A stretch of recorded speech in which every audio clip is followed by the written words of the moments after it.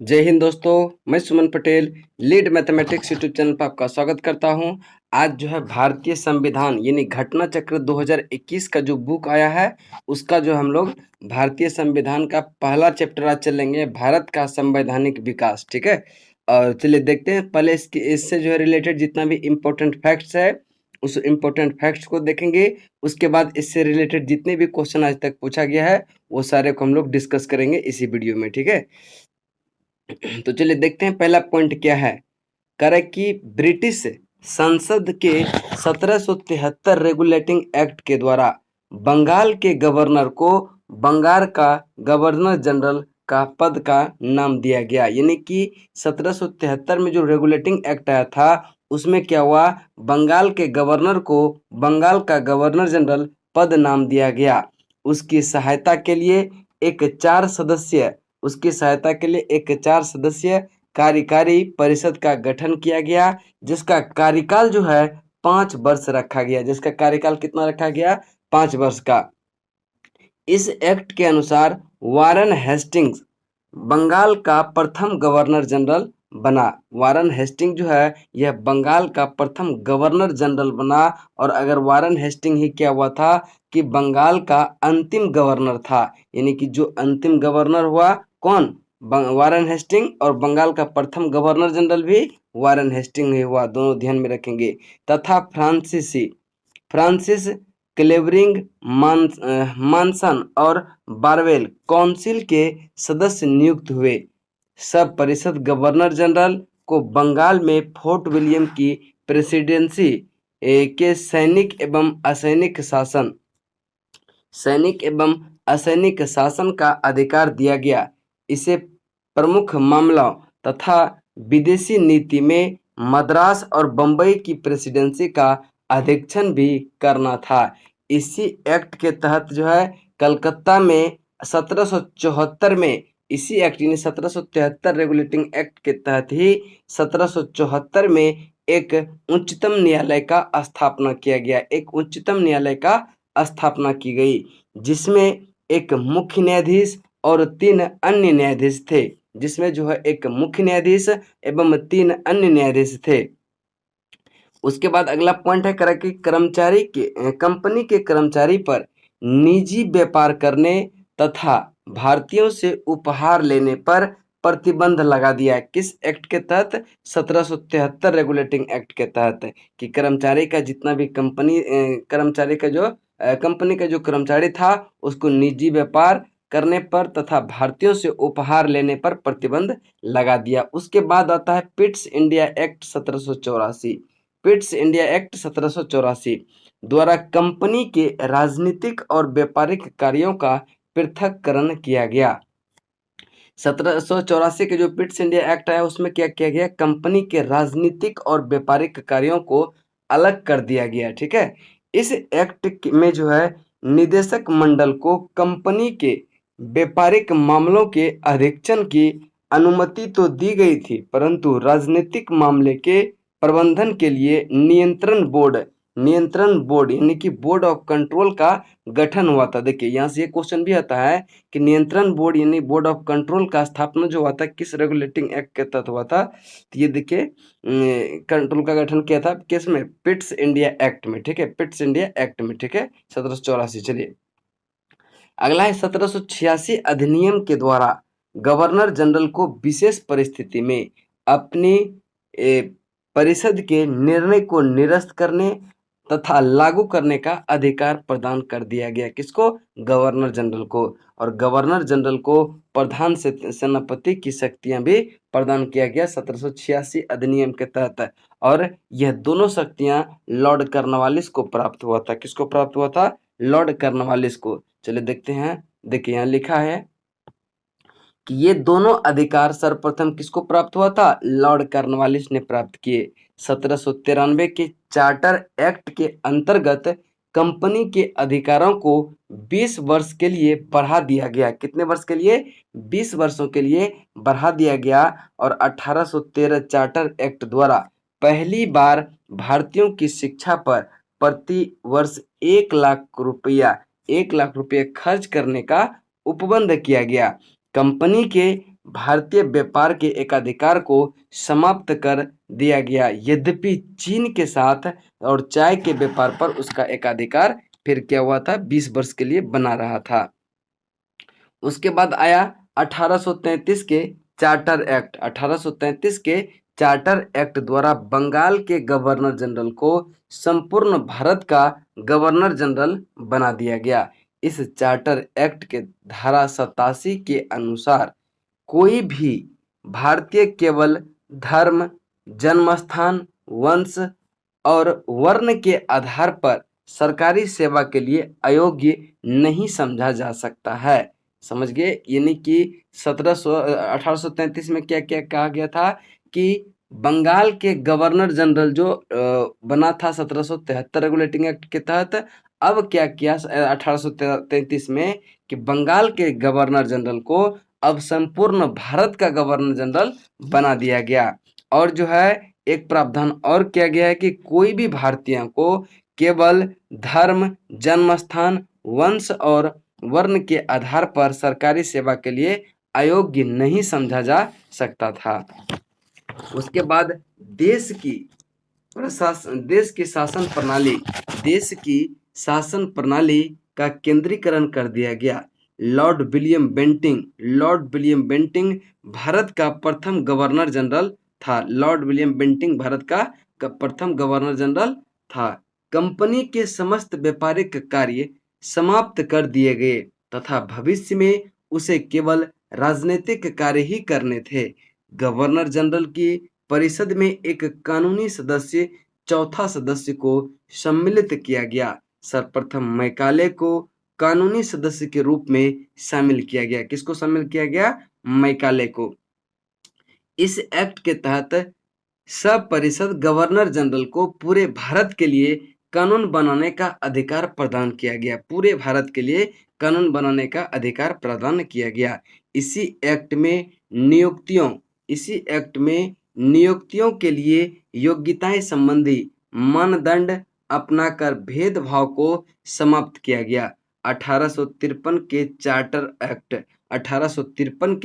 Charter act द्वारा विधायी शक्तियों को कार्यपालिका शक्ति से पृथक करने की व्यवस्था की गई। विधि निर्माण हेतु भारतीय केंद्रीय विधान परिषद की स्थापना की गई। यानी कि विधि निर्माण हेतु क्या हुआ? भारतीय केंद्रीय विधान परिषद की स्थापना की गई। सिविल सेवकों की भर्ती एवं चयन हेतु खुली प्रतियोगिता का शुभारंभ भी किया गया। चलिए यहाँ तक इससे जो इम्पोर्टेंट फैक्ट्स था वो कंप्लीट होता है और फिर देखते हैं इस पे क्वेश्चन है। ठीक है, पहला नंबर क्वेश्चन को ध्यान से पढ़ेंगे। कह रहा है कि निम्नलिखित में से किस अधिनियम में कलकत्ता में सर्वोच्च न्यायालय की स्थापना का प्रावधान किया गया? निम्नलिखित में से किस अधिनियम में कलकत्ता में सर्वोच्च न्यायालय की स्थापना किया गया था? तो regulating act 1773। Regulating act 1773 option A आपका राइट आंसर होगा। ठीक है, चलिए देखते हैं इसकी व्याख्या।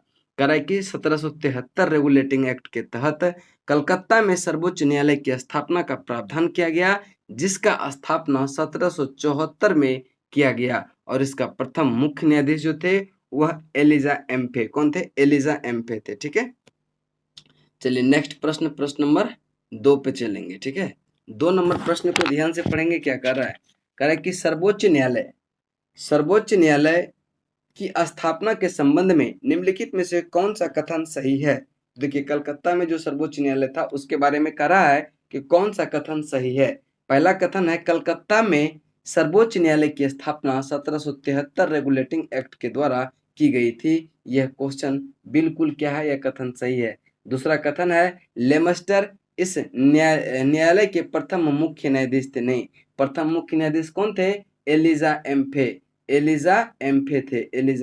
ठीक है, तो इसका राइट आंसर यानी कि 2 तो गलत हो गया, केवल और केवल एक सही है और केवल एक आपका ऑप्शन नंबर ए में है और यही आपका राइट आंसर होगा। चलिए आगे प्रश्न चलते हैं। प्रश्न नंबर 3 का था सूची 1 को सूची 2 से सुमेलित करें। सूची 1 को सूची 2 से सुमेलित करें। पहला में है नियंत्रण परिषद की स्थापना। देखिए, नियंत्रण परिषद की स्थापना जो हुआ था पिट्स का भारतीय अधिनियम 1784 द्वारा। सर्वोच्च न्यायालय की स्थापना 1773 रेगुलेटिंग एक्ट के तहत इंग्लिश मिशनरियों को भारत में कार्य करने की अनुमति। देखिए, इंग्लिश मिशनरियों को भारत में कार्य करने की अनुमति मिला था 1813 के चार्टर अधिनियम से, ठीक है। और गवर्नर जनरल की परिषद में कानूनी सदस्य की नियुक्ति यह चार्टर अधिनियम 1833 के तहत, यानी कि 2134 आपका राइट आंसर हो जाएगा, जो वही आपका राइट आंसर होगा 2134, 2134 यानी ऑप्शन बी आपका राइट आंसर होगा।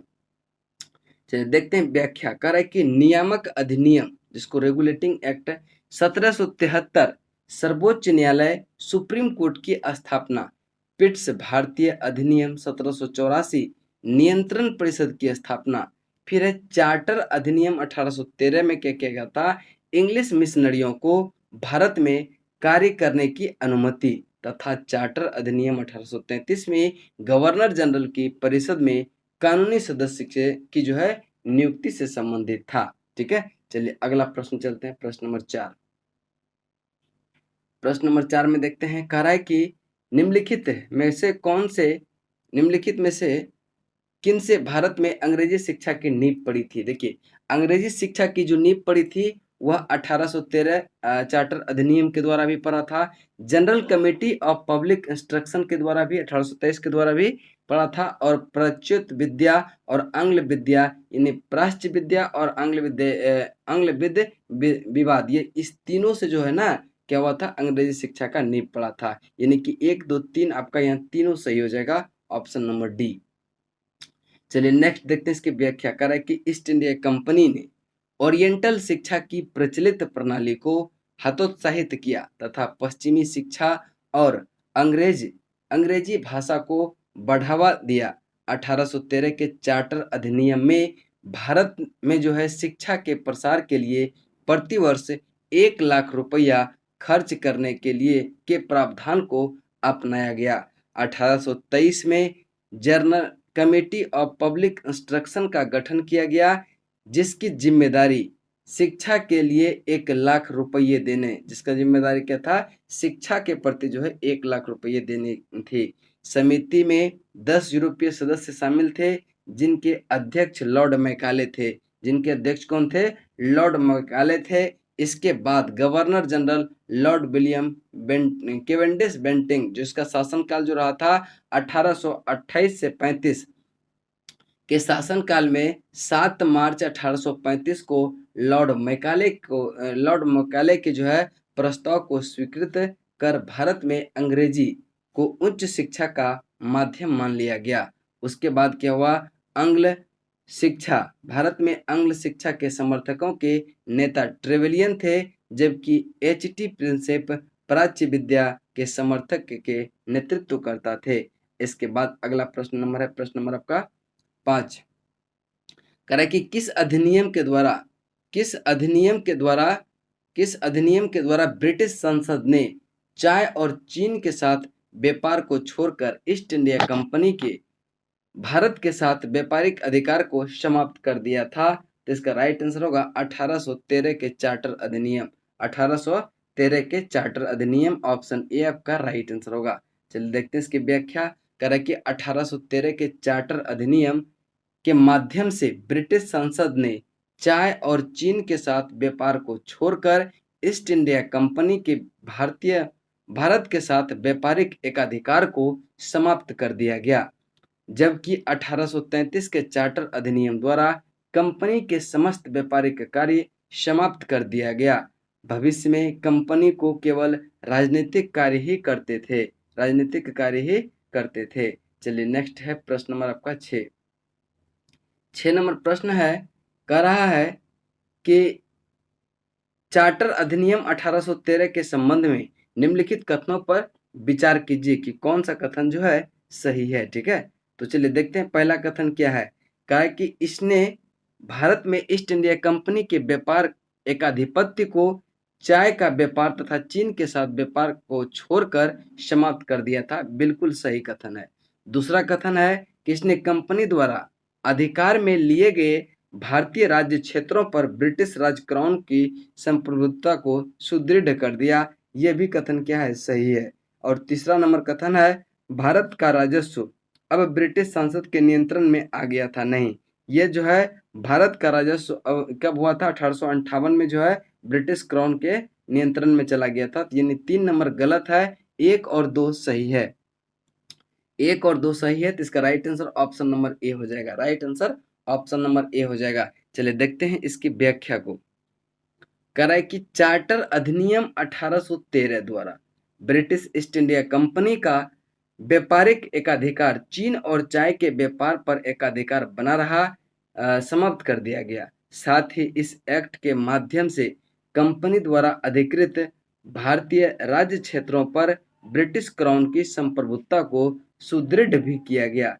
इस एक्ट से जो है हालांकि कंपनी को आगे 20 वर्षों के लिए इन क्षेत्रों का अधिकार और राजस्व सौंपा गया, तथापि यह ब्रिटिश क्राउन की संप्रभुता के प्रतिकूल नहीं होना था। इस प्रकार जो है प्रश्नगत 1 और 2 सही है, परंतु 3 सही नहीं है। चूंकि देखिए, क्योंकि जो है भारत का राजस्व 1858 ईस्वी के अधिनियम द्वारा ब्रिटिश संसद के जो है सीधे नियंत्रण में लाया गया, जब ब्रिटिश कैबिनेट मंत्री के अधीन सेक्रेटरी ऑफ स्टेट का पद बना था।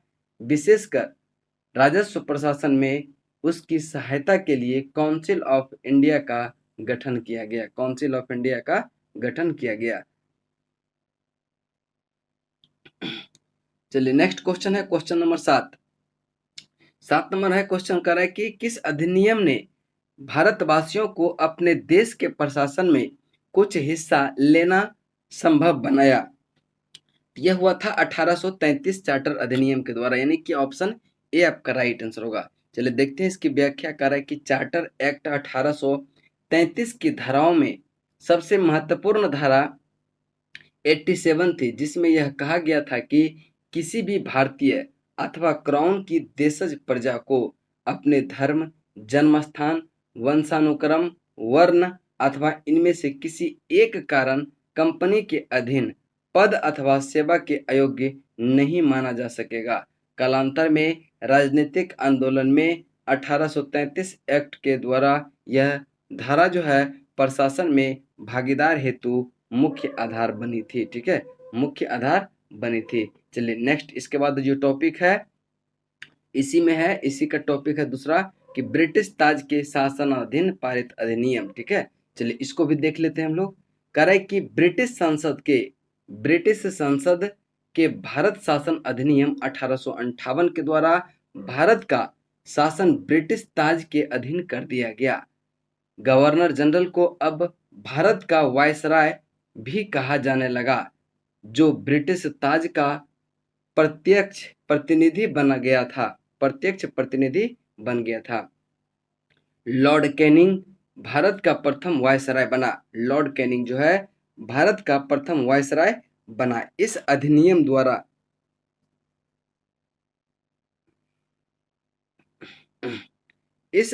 द्वारा भारत के राज्य सचिव का पद सृजन किया गया, जिसमें जो है भारतीय प्रशासन पर संपूर्ण नियंत्रण की शक्ति निहित थी। उसी की सहायता के लिए 15 सदस्यीय परिषद का गठन का प्रावधान किया गया। 15 सदस्य जो है परिषद के गठन का प्रावधान किया गया। उसके बाद 1800 करे कि भारत परिषद अधिनियम 1861 के द्वारा कानून बनाने की प्रक्रिया में भारतीय प्रतिनिधियों को शामिल करने की शुरुआत हुई।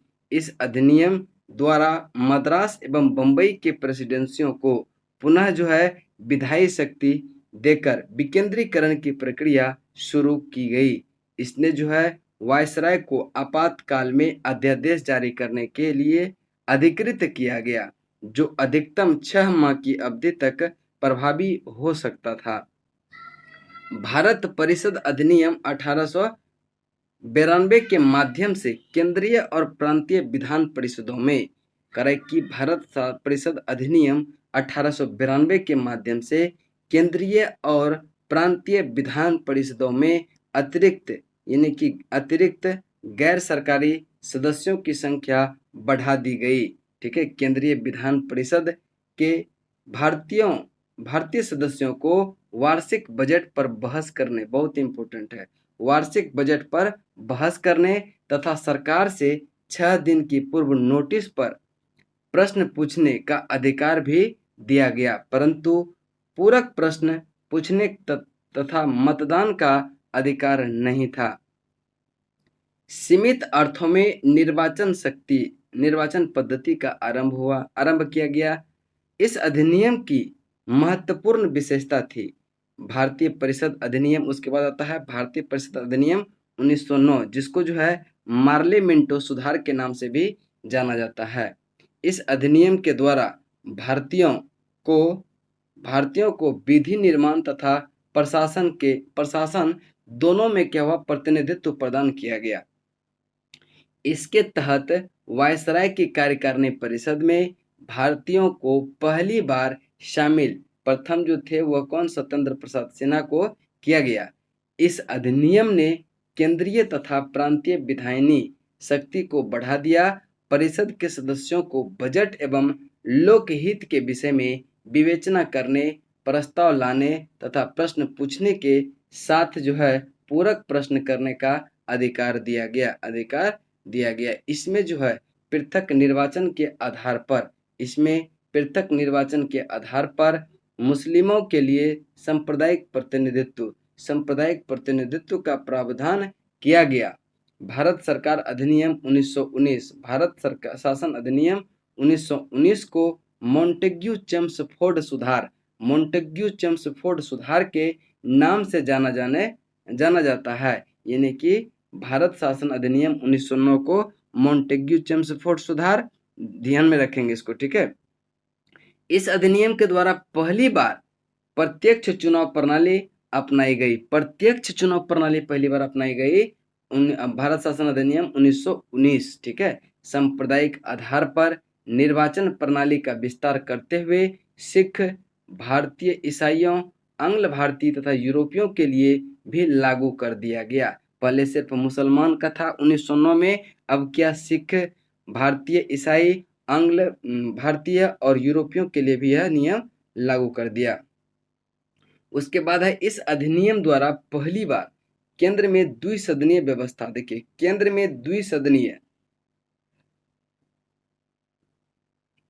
में केवल द्विसदनीय व्यवस्था पहली बार लागू किया था किस अधिनियम के द्वारा, 1919, ठीक है। केंद्र में ध्यान में रखेंगे, और केंद्र में अगर द्वैध शासन पूछे तो यह 1935 हो जाएगा, 1935 ध्यान में रखेंगे। इस अधिनियम के द्वारा सभी विषयों को केंद्र तथा प्रांतों में बांट दिया गया। द्विसदनीय केंद्र विधानमंडल समस्त ब्रिटिश सरकार भारत के लिए कानून बना सकती थी। इस अधिनियम के तहत प्रांतों में द्वैध शासन प्रणाली लागू की गई। प्रांतीय विषय को 2 भागों में आरक्षित तथा हस्तांतरित विषयों में बांटा गया। इस अधिनियम में पहली बार उत्तरदायी शासन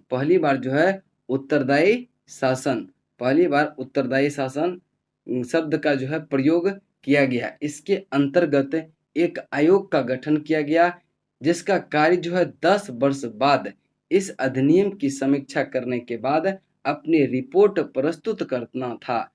भारत शासन अधिनियम 1935 के द्वारा सर्वप्रथम भारत में संघात्मक सरकार की स्थापना हुआ। इस अधिनियम के द्वारा प्रांतों में द्वैध शासन को समाप्त किया गया और केंद्र में द्वैध शासन प्रणाली को लागू किया गया। भारत में जो है मुद्रा एवं साख पर नियंत्रण के लिए भारतीय रिजर्व बैंक की स्थापना किया गया। नेक्स्ट है सांप्रदायिक निर्वाचन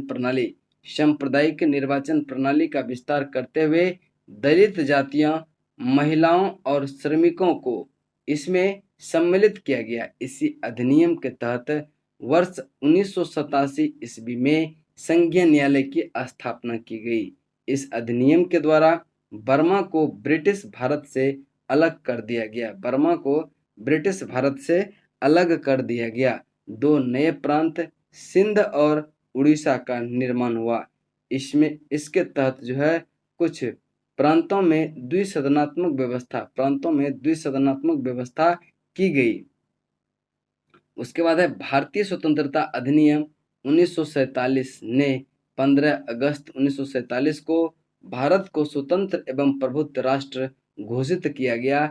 इसने वायसराय का पद समाप्त कर दोनों डोमिनियनों राज्यों में गवर्नर जनरल का पद सृजित किया गया। इसके अंतर्गत ब्रिटिश शाही उपाधि से जो है भारत का सम्राट शब्द समाप्त हो गया। भारत का सम्राट शब्द क्या हुआ? समाप्त हो गया यहाँ पे। चलिए उसके बाद चलते हैं प्रश्न नंबर 1 पे। प्रश्न नंबर 1 को ध्यान से पढ़ेंगे क्या कह रहा है। ज्यादा नहीं, इसमें भी 20 प्रश्न के आसपास है, इसको भी देख लेते हैं। कह रहा है कि निम्नलिखित में से किस अधिनियम के अंतर्गत भारतीय विधान परिषद को बजट पर बहस करने की शक्ति प्राप्त हुआ था? तो भारतीय को जो है विधान परिषद में बजट पर बहस करने का जो शक्ति प्राप्त हुआ था वह भारत परिषद अधिनियम 1892 के द्वारा, यानी कि ऑप्शन बी आपका राइट आंसर होगा। इसकी व्याख्या देखते हैं। कह रहा कि 1892 के भारत परिषद अधिनियम ने विधान परिषद के कार्यों में वृद्धि की। इसके तहत बजट पर बहस करने की शक्ति दी गई, परंतु मतदान का अधिकार नहीं दिया गया। इस अधिनियम के तहत 6 दिन की पूर्व नोटिस पर कार्यपालिका से प्रश्न पूछने की अनुमति दी गई, परंतु पूरक प्रश्न पूछने का अधिकार नहीं प्राप्त था। चलिए नेक्स्ट चलते हैं। प्रश्न नंबर आपका 2 नंबर प्रश्न है कि ब्रिटिश भारत में सांप्रदायिक प्रतिनिधित्व की व्यवस्था निम्नलिखित में से किस अधिनियम द्वारा की गई थी? ब्रिटिश भारत में सांप्रदायिक प्रतिनिधित्व की व्यवस्था निम्नलिखित में से किस अधिनियम के द्वारा किया गया? इसका राइट आंसर होगा मार्ले मिंटो सुधार 1909। मार्ले मिंटो सुधार 1909 ऑप्शन बी आपका राइट आंसर होगा। चलिए देखते हैं इसकी व्याख्या को। इसकी व्याख्या को देख रहे हैं कि भारत परिषद अधिनियम 1909 मार्ले मिंटो सुधार द्वारा ब्रिटिश भारत में सर्वप्रथम सांप्रदायिक प्रतिनिधित्व की व्यवस्था की गई, जिसके अंतर्गत मुसलमानों के लिए पृथक निर्वाचन मंडल का प्रावधान किया गया। ठीक है, चलिए अगला प्रश्न चलते हैं। प्रश्न नंबर 3। प्रश्न नंबर 3 है कि निम्नलिखित में से किस एक अधिनियम द्वारा भारत में संघीय न्यायालय की स्थापना किया गया? संघीय न्यायालय की स्थापना जो किया गया भारत शासन अधिनियम 1935 के द्वारा। 1935 के द्वारा, जो कि कोई भी ऑप्शन में सही नहीं है। इसका राइट आंसर हो जाएगा ऑप्शन नंबर डी, इनमें से कोई नहीं। चलिए देखते हैं इसकी व्याख्या। कह रहा है कि भारत में संघीय न्यायालय की स्थापना 1 अक्टूबर 1937 को कब हुआ था? 1 अक्टूबर 1937 को भारत सरकार अधिनियम 1935 के अंतर्गत किया गया था। इसके प्रथम मुख्य न्यायाधीश सर मॉरिस गुएर थे। कौन थे? सर मॉरिस गुएर थे। उपयुक्त दिए गए विकल्पों में भारत शासन अधिनियम 1935 जो है किसी में नहीं था, इसीलिए से। चलिए नेक्स्ट देखते हैं। क्वेश्चन नंबर 4 है, कह रहा है कि भारत का संघीय न्यायालय किस वर्ष स्थापित किया गया था? यह 1 अक्टूबर 1937 को, ऑप्शन बी आपका राइट आंसर होगा। 1 अक्टूबर 1937 को। नेक्स्ट है केंद्र में द्वैध शासन। देखिए द्वैध शासन की बात करें, अधिनियम किस अधिनियम के अंतर्गत लगाया था? तो इसका राइट आंसर जो हो जाएगा वह भारत सरकार अधिनियम 1935। 1935 ऑप्शन सी। चलिए देखते हैं इसकी व्याख्या। कर रहा है कि भारत शासन अधिनियम 1935 के अंतर्गत केंद्र में द्वैध शासन, एक नए अखिल भारतीय संघ की स्थापना तथा प्रांतों में द्वैध शासन व्यवस्था को समाप्त करने का प्रावधान किया गया। यानी कि प्रांत में द्वैध शासन को समाप्त करके केंद्र में द्वैध शासन लगा दिया 1935 अधिनियम के तहत। 1919 अधिनियम के द्वारा केंद्र में द्वैध शासन, देखिए प्रांतों में जो द्वैध शासन लगाया गया था वह 1919 अधिनियम के द्वारा। उसके बाद है केंद्र में द्वैध शासन के तहत संघीय विषय के 2 भागों में बांटा था। एक आरक्षित था और एक हस्तांतरित विषय था। एक आरक्षित था और एक हस्तांतरित विषय था। चलिए उसके बाद चलते हैं अगला पॉइंट। अगला प्रश्न नंबर 6 कह रहा है कि निम्नलिखित में से किस अधिनियम ने केंद्र में द्वैध शासन प्रणाली को स्थापित किया था? तो द्वैध शासन प्रणाली को स्थापित किया था भारत शासन अधिनियम 1935, ऑप्शन ए आपका राइट आंसर होगा। नेक्स्ट प्रश्न है प्रश्न नंबर आपका 7 नंबर है कि 1919 के शासन अधिनियम के निम्नलिखित में से कौन सी प्रमुख विशेषता है? पहला है कि प्रांतों की कार्यकारिणी सरकार में द्वैध शासन की स्थापना की व्यवस्था किया गया, ये सही है। दूसरा है मुसलमानों के लिए पृथक सांप्रदायिक निर्वाचन मंडल की व्यवस्था किया गया, ये तो 1909 में ही किया गया था। कब किया गया था? 1909 में ही। दूसरा है केंद्र द्वारा प्रांतों को विधायनी शक्ति का हस्तांतरण, ये आपका क्या है? सही है, ये 1919 में प्रावधान था। यानी कि 1 और 3 आपका सही हो जाएगा और बाकी 2 नंबर गलत है। तो 1 और 3 आपका right answer option number C हो जाएगा। कौन हो जाएगा? Option number C. चलिए देखते हैं आपका इसकी व्याख्या। कह रहा है कि भारत शासन अधिनियम 1919, भारत शासन अधिनियम 1919 ब्रिटिश सांसद द्वारा पारित अधिनियम था, जिसका उद्देश्य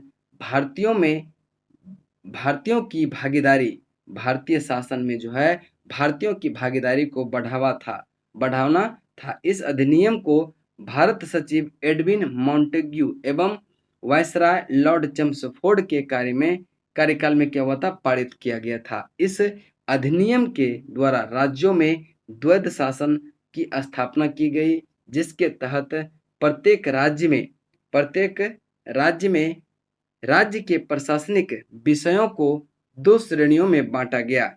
अ है आरक्षित और दूसरा है हस्तांतरित।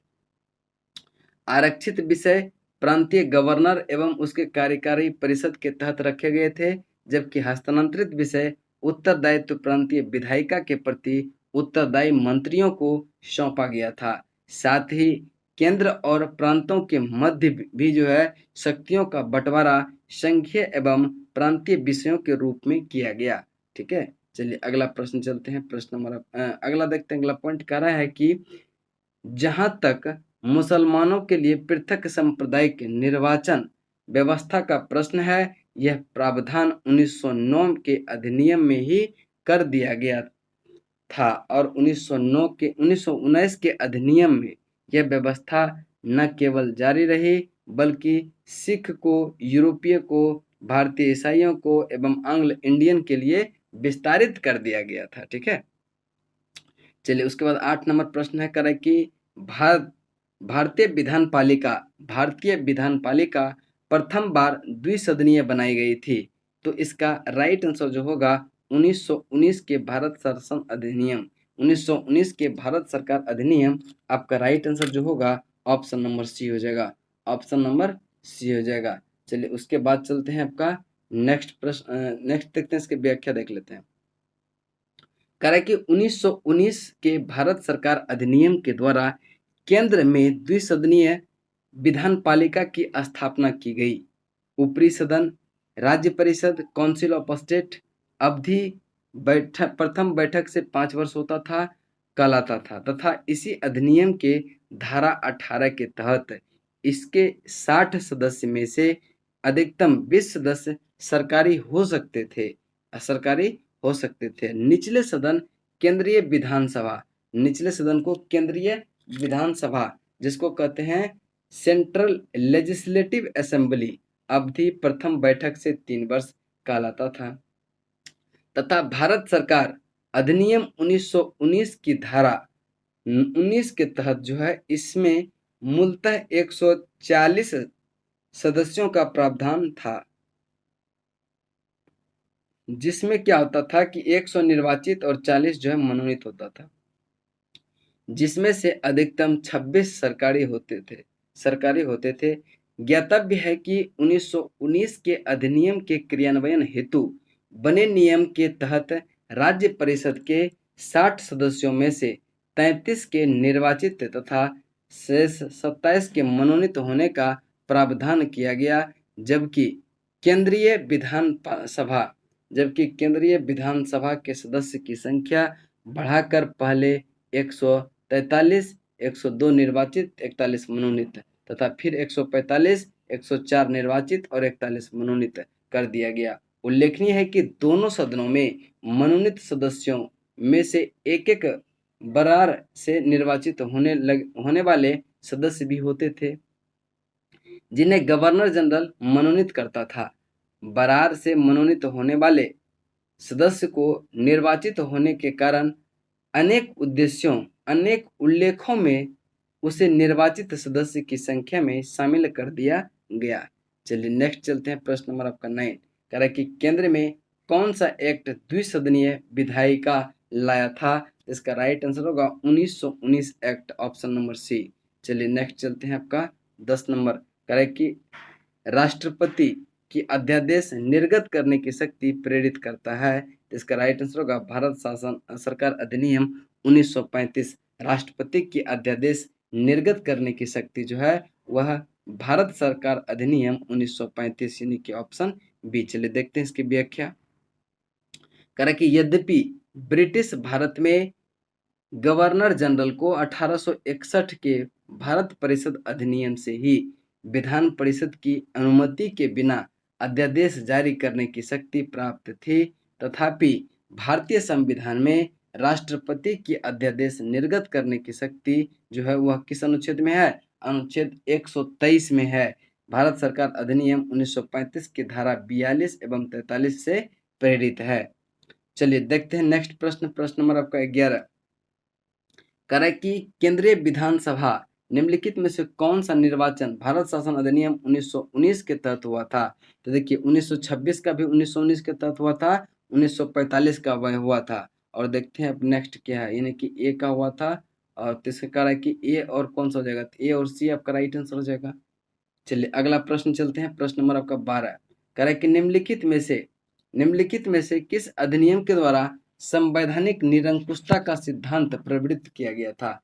संवैधानिक निरंकुशता का सिद्धांत प्रवृत्त किया गया था, तो इसका राइट आंसर जो हो जाएगा वो हो जाएगा 1935 का भारत शासन सरकार अधिनियम 1935 यानी ऑप्शन सी। देखते हैं इसकी व्याख्या करें कि संवैधानिक निरंकुशता का सिद्धांत भारत सरकार अधिनियम 1935 द्वारा प्रवृत्त किया गया। यह अधिनियम ब्रिटिश संसद द्वारा पारित सर्वाधिक विस्तृत अधिनियम था। साथ ही यह भारत के लिए तैयार संवैधानिक प्रस्तावों में से सबसे जटिल दस्तावेज था। इसी अधिनियम में भारत संघ की स्थापना, संघीय न्यायपालिका, केंद्र और राज्यों के मध्य शक्ति का विभाजन आदि की व्यवस्था की गई थी। चलिए आगे चलते हैं, प्रश्न नंबर आपका 13 भारत के संविधान में केंद्र और राज्यों के बीच किया गया शक्ति का विभाजन इनमें से किसमें उल्लिखित योजना पर आधारित था? तो इसका राइट आंसर जो हो जाएगा वो हो जाएगा भारत सरकार अधिनियम 1935 यानी कि ऑप्शन सी आपका राइट आंसर होगा 1935। ठीक है, चलिए देखते हैं इसकी व्याख्या। करें कि भारत के संविधान में केंद्र और राज्य के मध्य जो है शक्तियों का विभाजन भारत शासन अधिनियम 1935 में उल्लिखित योजना पर आधारित था। इस अधिनियम की 7वीं अनुसूची में संघीय, राज्य और समवर्ती सूची में विषय का विभाजन किया गया। इसके अतिरिक्त प्रांतों में द्वैध शासन समाप्त कर केंद्र में द्वैध शासन को लागू किया गया, जो प्रांतीय स्वायत्तता के सूत्रपात का संकेत था। इसमें जो है एक अखिल भारतीय महासंघ स्थापित करने का प्रावधान शामिल किया गया। इस संघ का निर्माण तत्कालीन ब्रिटिश भारत में प्रांतों, चीफ कमिश्नर प्रांतों एवं देशी रियासतों से मिलकर होना था, परंतु यह जो है व्यवस्था लागू नहीं की जा सकती थी।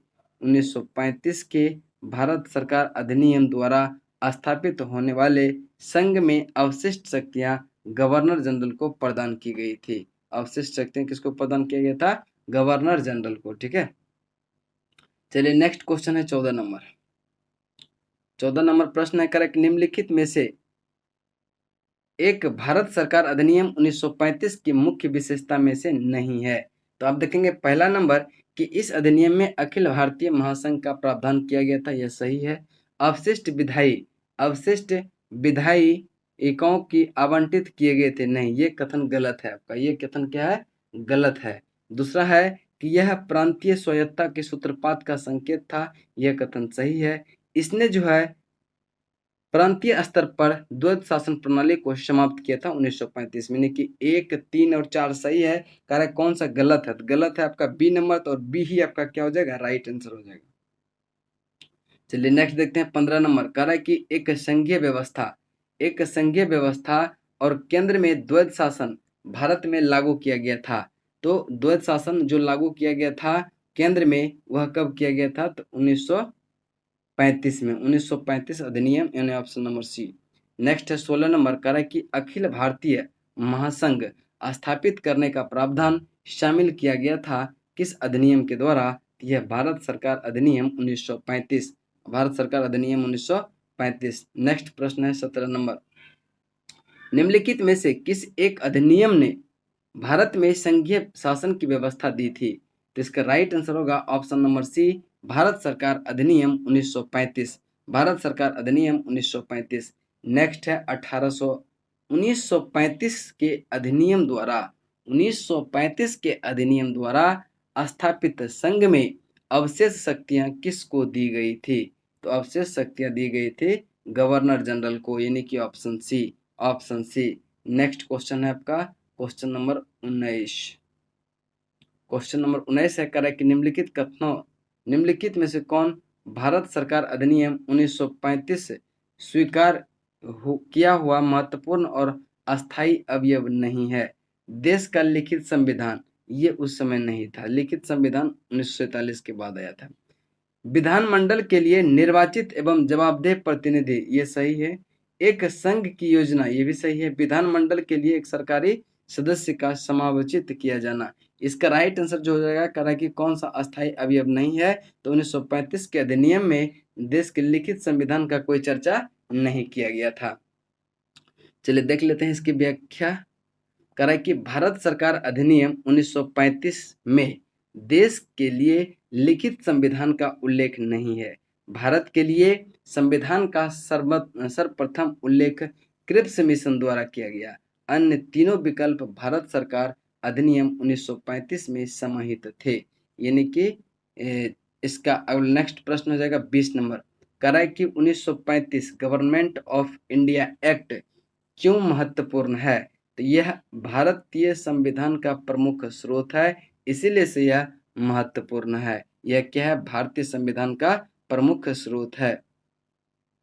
देखिए देखते हैं इसकी व्याख्या। कर रहा है कि भारत का वर्तमान संविधान ढांचा बहुत कुछ 1935 के शासन अधिनियम पर आधारित है। इस अधिनियम के मुख्य उपबंध इस प्रकार है: संघात्मक सरकार की स्थापना, केंद्र में द्वैध शासन की स्थापना, प्रांतों में द्वैध शासन की स्थापना, स्वायत्त शासन की स्थापना, द्विसदनीय केंद्रीय विधानमंडल, प्रांतीय शासन व्यवस्था, प्रांतीय विधानमंडल, केंद्र एवं प्रांतों में शक्तियों का विभाजन तथा फेडरल न्यायालय की स्थापना, फेडरल न्यायालय की स्थापना। नेक्स्ट और लास्ट क्वेश्चन है आज का कि निम्नलिखित में से किस अधिनियम के फलस्वरूप बर्मा भारत को अलग कर दिया गया?